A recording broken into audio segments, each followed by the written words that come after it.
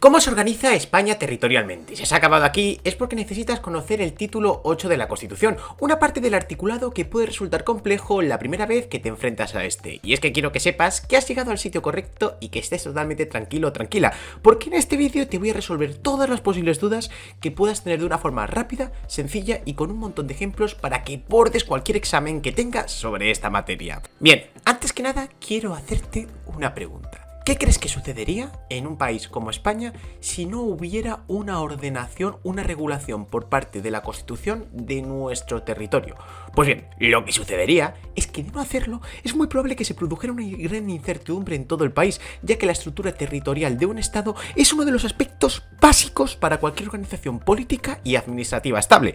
La falta de determinación clara en la Constitución de este aspecto podría dar lugar a conflicto entre las diferentes zonas que tratan de acaparar el máximo poder posible con respecto al gobierno central, así como también se podría dar una discriminación en el trato a determinadas regiones, grupos lingüísticos o culturales, lo que podría dar lugar a tensiones territoriales y conflictos sociales. Por cierto, conflictos que en España hemos visto en lugares como por ejemplo Cataluña. Pues bien, el título 8 de la Constitución lo que va a buscar es hacer una distribución de competencias clara entre el gobierno, los ayuntamientos y las comunidades autónomas y establecer unas reglas del juego básicas para solucionar cualquier tipo de conflicto o problema que puedan surgir entre ambas instituciones. En esta clase no vamos a ver absolutamente todo en detalle, sino que te vamos a dar una visión global y general de todo lo que necesitas aprenderte para aprobar. Bien, lo primero que tienes que tener en cuenta es que España, durante un largo periodo de su historia, no conoció otra forma de estructurarse que mediante un Estado centralizado. El Estado centralizado es una opción de organización en la que el poder se concentra en un único núcleo de decisión y desde allí se ejerce el control y la dirección de los distintos territorios. Esto se ve reflejado en el artículo 137 de la Constitución, que nos dice que el Estado se organiza territorialmente en municipios, en provincias y en las comunidades autónomas que constituyan, y todas estas entidades gozan de autonomía para la gestión de sus respectivos intereses, lo cual también hay que ponerlo en relación con el artículo 2 de la Constitución, que nos dice que la Constitución se fundamenta en la indisoluble unidad de la nación española. De estos dos artículos podemos sacar los fundamentos de nuestro modelo territorial, que te adelanto va a ser un modelo de Estado totalmente descentralizado. Y es que el artículo 2 de la Constitución, como ves, dice que nuestra Carta Magna se fundamenta en la unidad de la nación española. El principio de unidad quiere decir que a pesar de que hay diversas piezas en la estructura del territorio, son todas partes de un todo, un único Estado. Esto tiene dos funciones. Por un lado, define los límites de la autonomía, es decir, aunque haya autonomía, las comunidades autónomas o los municipios no pueden hacer lo que les dé la gana, sino que siempre es con vistas a la protección del interés general, es decir, el interés que comparten todos como comunidades que forman una única nación. De hecho, cuando actúan de forma egoísta, existen artículos como el 155 para la imposición de medidas forzosas. En su día, en España, se aplicó con la Comunidad Autónoma de Cataluña.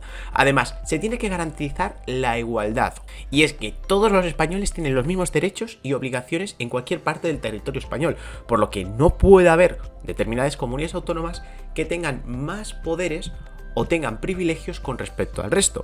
Por otro lado, el artículo 2 lo que va a hacer este principio es otorgar una posición superior al Estado frente a los entes territoriales, al representar, por así decirlo, a la unidad del sistema. Así lo hemos visto con el ejemplo anterior en el artículo 155 de la Constitución española.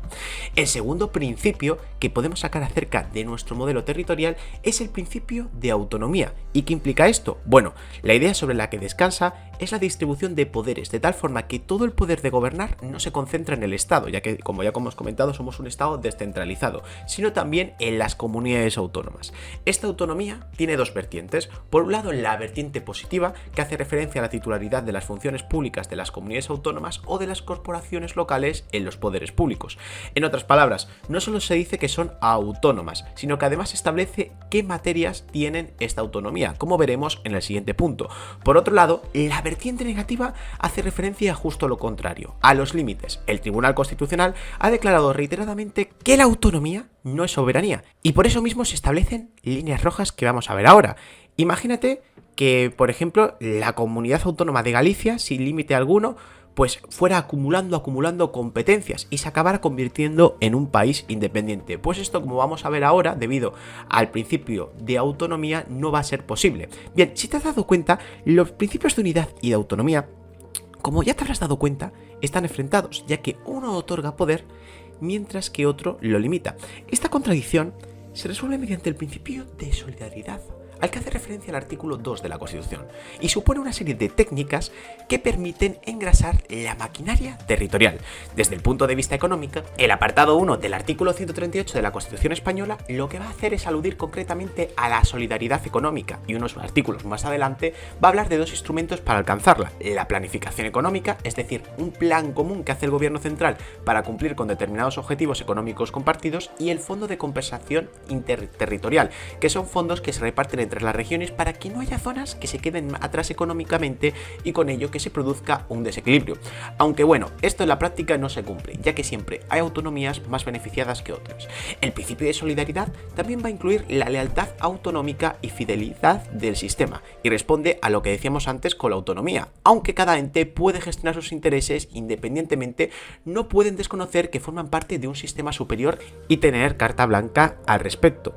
Por tanto, se va a imponer tanto a estos que están obligados a aceptar su pertenencia a un sistema superior como al Estado, que no puede obligar, la autonomía de los demás. De ahí que el Estado, por mucho que quiera, no puede entrometerse en materias reservadas a las comunidades como la sanidad o la educación. Por último, esta solidaridad también se caracteriza por la cooperación. ¿Y qué quiere decir esto? Bueno, pues quiere decir que no solo basta con respetar los límites, sino que además los entes territoriales tienen que arrimar el hombro entre sí para cumplir sus metas. Un ejemplo sería el Consorcio de Aguas de Bilbao, Vizcaya, una entidad de varios municipios de la provincia de Vizcaya en la que cooperan con el objetivo de garantizar el suministro de agua potable. Vale, ahora que ya has visto el esqueleto de la organización territorial, lo siguiente es observar en qué se plasma. ¿Y a qué me estoy refiriendo con esto? Bueno, pues a que no basta con crear principios y esquemas organizativos, sino que se tiene que traducir en algo. Y es que el principio de autonomía se materializa en el reparto de la titularidad de las funciones públicas, es decir, entre el reparto de funciones entre el Estado y las comunidades autónomas. De otra manera, podrían surgir confusiones sobre quién tiene la responsabilidad de llevar a cabo ciertas políticas o tomar determinadas decisiones. Esto podría llevar a una falta de coordinación y cooperación entre los diferentes niveles y generar duplicidades, ineficiencias y solapamientos en la gestión de los servicios públicos y en la asignación de recursos. Mira, te pongo un ejemplo. Imagínate que te tuerces un tobillo por la mala calidad del adoquinado de tu calle. Si nuestro ordenamiento no precisara quién es competente, todas las administraciones echarían balones fuera, te dirigirías al ayuntamiento y te diría que la responsabilidad es de la comunidad autónoma, y te dirigirías a la comunidad autónoma y te dirían que acudieras al Estado. Para hacer esta distribución van a entrar en juego diferentes tipos de competencias que se van a establecer por el artículo 149 de la Constitución. Pero antes quiero que sepas que si este vídeo te está siendo de utilidad y te estamos ayudando un montón a preparar tu oposición, que aquí en las tarjetas vas a tener el enlace a Prime Opositores. Prime Opositores es un Netflix para opositores con el que te vamos a ayudar a preparar tu oposición en 7 veces menos de tiempo. Si quieres saber ¿cómo te vamos a ayudar a probar? Dale al botón de las tarjetas porque tenemos miles de vídeos como este para ayudarte. Bien, en primer lugar, para distribuir las competencias entre el Estado y las comunidades autónomas tenemos las competencias exclusivas del Estado. Estas van a ser competencias que se reservan al Estado y que en consecuencia no pueden ser tocadas por ningún ente territorial. La mayor parte vienen reenumeradas en el artículo 149 de la Constitución, aunque algunas se enuncian en otros artículos de la Carta Magna. Estas competencias exclusivas del Estado, atención, pueden distribuirse de tres formas. Por un lado pueden ser en bloque, sin distinguir las facultades concretas que incluye. Esto ocurre, por ejemplo, con la nacionalidad, en donde ya no solo la legislación, sino todo lo relativo a esta materia le corresponde al Estado. También se pueden distribuir en sectores, es decir, por ejemplo, se establece que todo lo relativo a las obras públicas corresponde en exclusiva al Estado, y por potestades, es decir, sobre aspectos concretos, como puede ser, por ejemplo, legislar sobre una materia como puede ser la legislación mercantil, penal o penitenciaria, que solo corresponde al Estado. En segundo lugar, tenemos competencias que son propias de las comunidades autónomas. Aquí la Constitución no lleva a cabo la distribución de competencias de las comunidades autónomas, sino que lo que va a hacer es limitarse a fijar las reglas con arreglo a las cuales deben asumirlas en sus respectivos estatutos de autonomía.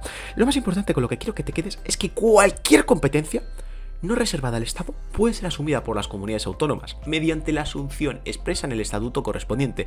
No obstante, de no hacerlo, en darse el caso de que las comunidades autónomas a través de su estatuto no reciben este tipo de competencias, muy importante, estas competencias seguirán siendo del Estado. Un ejemplo, en el Estatuto de Autonomía catalán no se asume expresamente la competencia sobre los puertos y aeropuertos. ¿Qué crees que es lo que sucede exactamente en este caso? Pues bueno, pues como ya te he comentado, la competencia se quedará de forma exclusiva en favor del Estado. En segundo lugar, tenemos competencias que van a ser compartidas entre el Estado y las comunidades autónomas. El ejemplo más básico es sanidad.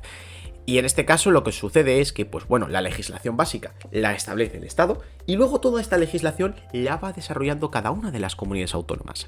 Y en segundo lugar, tenemos las competencias delegadas. Estas son una vía mediante la cual la Constitución permite ampliar las competencias de las comunidades autónomas mediante dos formas, o bien mediante las leyes marcos o a través de las leyes de transferencia o delegación. Es decir, básicamente se establece un marco legislativo para que una competencia que en un origen es estatal la pueda desarrollar una comunidad autónoma. No obstante, no vamos a desarrollar estos tipos de leyes porque aquí en las tarjetas vas a encontrar un vídeo donde te las explicamos y desarrollamos al detalle. Bien, ya conoces los tipos de competencia.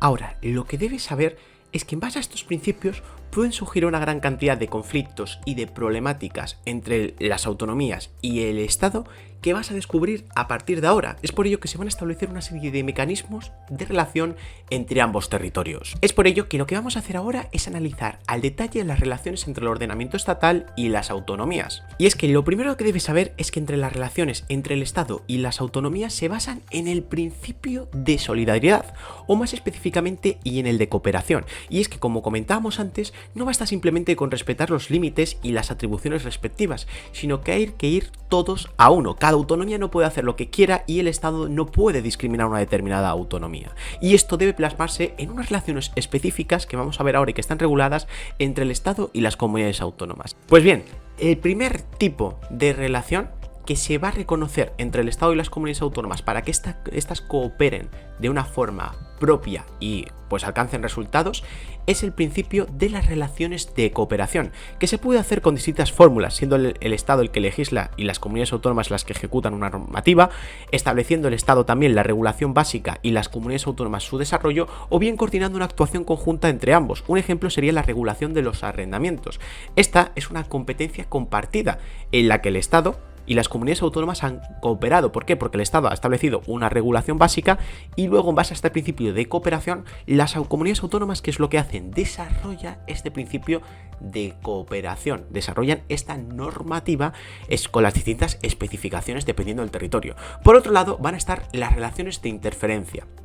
Se tratan de excepciones a este principio de cooperación donde el Estado o las autonomías intervienen en funciones del contrario, bien porque el Estado delega a través de las leyes marcos, como hemos comentado antes, o bien porque el Estado armoniza disposiciones autonómicas. El Estado coge y dice, oye, que mira, que tu legislación autonómica que tienes a partir de ahora va a ser la misma que la del resto de comunidades. Por tanto, son situaciones donde el Estado o las comunidades autónomas interfieren en los poderes del otro. Y por último están también las relaciones de integración, y que viene a establecer básicamente por el artículo 149 una cláusula de prevalencia, mediante la cual se establece que aquellas materias que no estén reguladas en las comunidades autónomas se integran en el Estado, es decir, van a ser normativas que van a regular el Estado, con el objetivo de que, oye, pues que no quede nada a la deriva. Y asimismo, en esta relación de integración se establece también una cláusula de supletoriedad. Esta establece que el derecho estatal será, en todo caso, supletorio del derecho de las comunidades autónomas.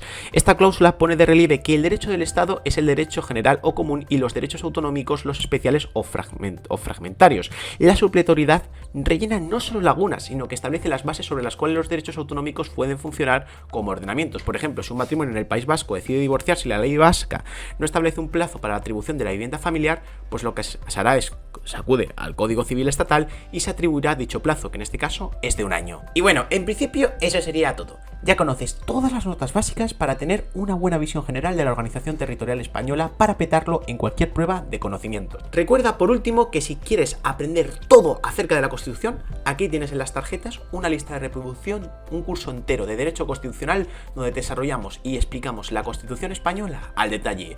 Muchas gracias y nos vemos en el próximo vídeo. Un saludo.